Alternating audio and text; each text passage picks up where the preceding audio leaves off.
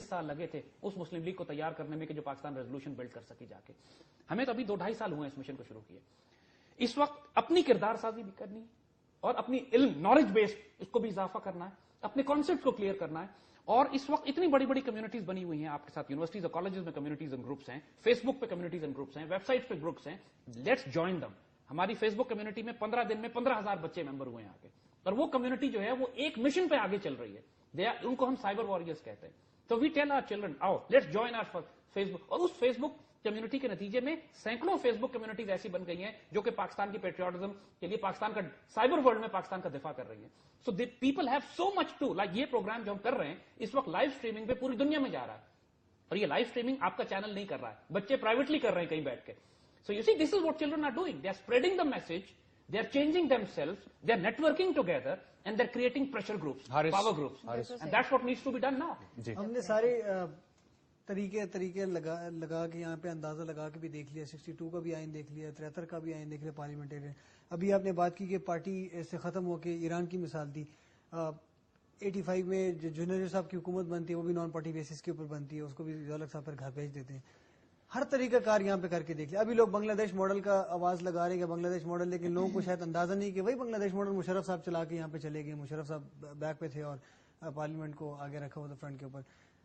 مجھے بتائیے ڈیموکریسی چلنے والی ہے یہاں پہ, ڈکٹیٹرشپ چلنے والی ہے کیا؟ ان کا دونوں کا ساتھ جل کر کے آپ کیا سوچ رہے ہیں, آپ کیا پروفیس کرنے والے ہیں, آپ کیا کریں گے؟ یہ جو سسٹم پولیٹیکل سسٹم آپ کو نظر آ رہا ہے یہ تو چلنے والا ہے نہیں. Most incompetent, most corrupt system, اور جو کہ اب اس کی مورل اتھارٹی بھی چیلنج ہو گئی ہے تھرو دا سپریم کورٹ. یہ جو NRO کے سلسلے میں جو ڈیسیژن ہوا ہے یہ تو بالکل ختم ہو چکا ہے. اس کو تو اپنی سروائیول کی فکر پڑی ہوئی ہے. اب کوئی ملک کی گورننس یا ملک کو چلانا تو کوئی ایشو نہیں ہے.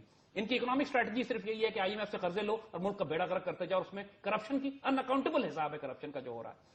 یہ سسٹم نہیں چلنے والا. کیا ریپلیسمنٹ ملٹری ڈکٹیٹرشپ یا مارشل لا ہے؟ نہیں, وہ بھی نہیں ہے.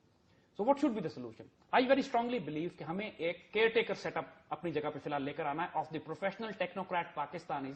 15-20 لوگ سے زیادہ آپ کو نہیں چاہیے اس ملک کو چلانے کے لیے, جن کا ایک ٹریک ریکارڈ ہو, پیٹریوٹس ہو, سویلینز ہو جو آئیں, اور آرم فورسز اور عدلیہ کا کام صرف یہ ہو کہ ملک کو فی الحال اسٹیبلٹی دے. ہمارے سامنے اس وقت 2 پرائرٹیز ہونی چاہیے, کرپشن کا خاتمہ اور لا اینڈ آرڈر کو سسٹین کرنا, کیونکہ جوڈیشل سسٹم کولیپس کر چکا ہے as far as law and order is concern.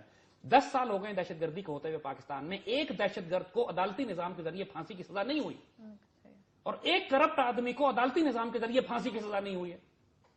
So the corruption and law and order جو 2 سب سے بڑے ایشوز ہیں اس ملک کے, اگر یہ سسٹم جو ایگزسٹنگ سسٹمز ہیں رسپونڈ نہیں کر پا رہے, پھر آپ کو تلوار نکالنی پڑے گی. میں آپ کو یہی روکوں گا, میں سر آپ کو یہی روکوں گا.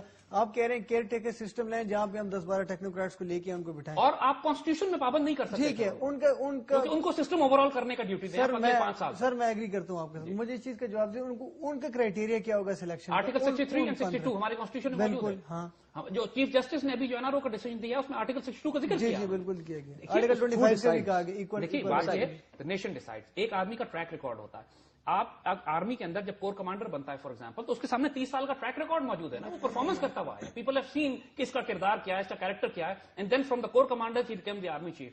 اسی طرح ملک کے ہر ادارے کے اندر ایسے لوگ موجود ہیں جن کی 30 سال کی سروس ہے, جن کا ایک ٹریک ریکارڈ ہے. Those who contributed for Pakistan. Most brilliant people in the world are spread all over, کہ جو پاکستان کے لیے جان بھی دینا چاہتے ہیں, کر رہے ہیں. ٹریک ریکارڈ ایگزسٹ کرتا ہے, لیکن صرف اس لیے حکومت میں نہیں آ سکتے کہ ان سیاسی جماعتوں کے تھرو وہ آنا نہیں چاہتے. ایسے پاکستانی دنیا میں پھیلے ہوئے ہیں. Let's make a data base of 200 Pakistanis, people who are the culture creators, who have achieved excellence in this world.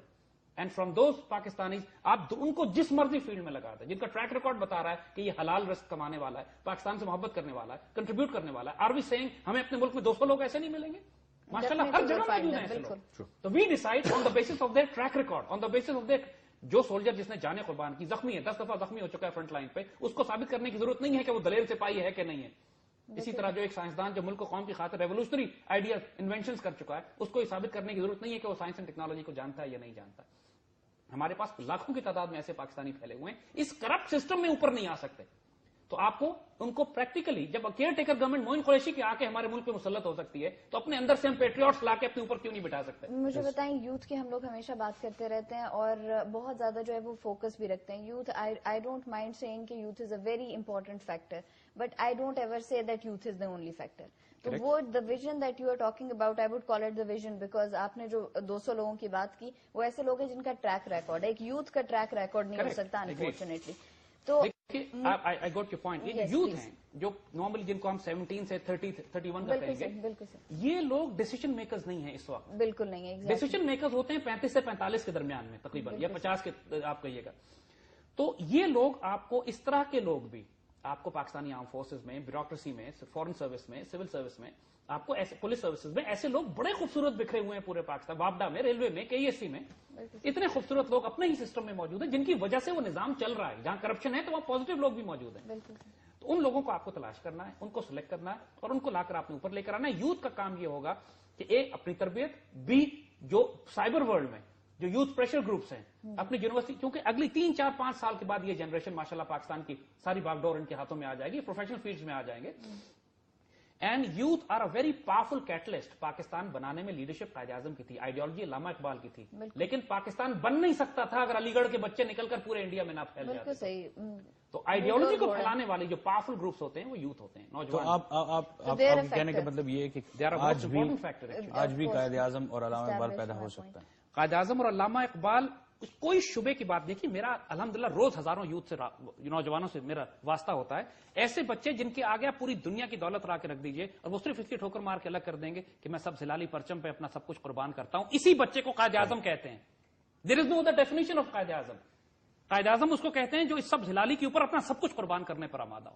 اور یہ بچے کیا ہیں نہیں ہمارے پاس, لاکھوں ہیں. صرف یہ کہ آپ ان کو سسٹم اب آپ کو یہ بنانا پڑے گا کہ ان بچوں کو صاحب اختیار کر دیں, کہ ان کی آنکھیں چکا, جو حضرت علی رضی اللہ تعالیٰ عنہ کا خوبصورت قول ہے نا, not right now I mean to say, لیکن آپ کے یہی لوگ جو کیا نا کہ وہ لوگ جو آرم فورسز میں سسٹم میں ابھی موجود ہیں, یہ لوگ ہیں نا, نوجوانوں کو ہم بات جو کر رہے ہیں. حضرت علی رضی اللہ تعالیٰ عنہ نے جو بات فرمائی نا کہ روپیہ, عہدہ, دولت, پیسہ ملنے سے انسان بدلتا نہیں ہے, انسان ظاہر ہو جاتا ہے. بالکل.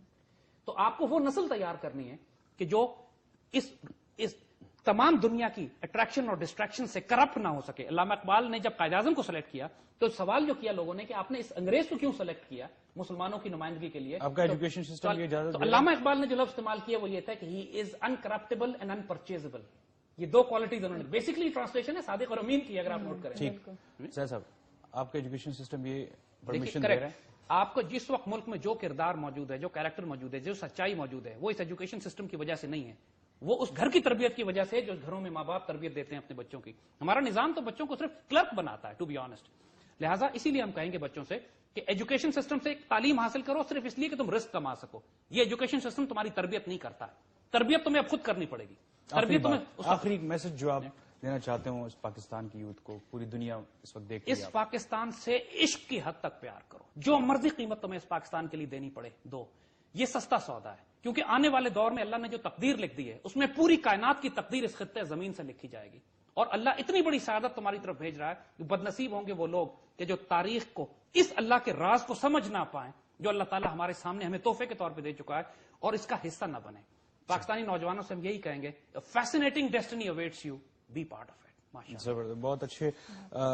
سید زید زمان حامد صاحب, آپ کے آنے کا بہت بہت شکریہ, اور ایز یوزول فہیم, فاطمہ, حارث, آپ کو بھی بہت بہت شکریہ. ناظرین, پروگرام آپ نے دیکھا, ہر دفعہ کی طرح آج بھی یہی کہوں گا کہ ہم باتیں کر لیتے ہیں لیکن عمل کرنا, that is the most important thing, سب سے ضروری چیز ہے. میں ہر ایک پاکستانی کو اس وقت پکار رہا ہوں, پوری دنیا میں جو جہاں بھی بیٹھا ہوا ہے, اگر ایک نظر دوڑائیں تھوڑی سی ذرا ہسٹری کی طرف 1947 سے ابھی تک, یا اپنی عمر میں آپ نے جو کچھ بھی کیا ہے صرف ایک دفعہ دیکھ لیجئے, کیا آپ نے کوئی ایک ایسا کام پاکستان کی خاطر کیا ہے یا کرنے کی خواہش ہے؟ اگر ہے تو آگے آئیے. کہتے ہیں نا کہ افراد کے ہاتھوں میں ہے اقوام کی تقدیر, ہر فرد ہے ملت کے مقدر کا ستارہ, آپ ہی وہ فرد ہو سکتے ہیں, ذرا سوچیے. اللہ حافظ.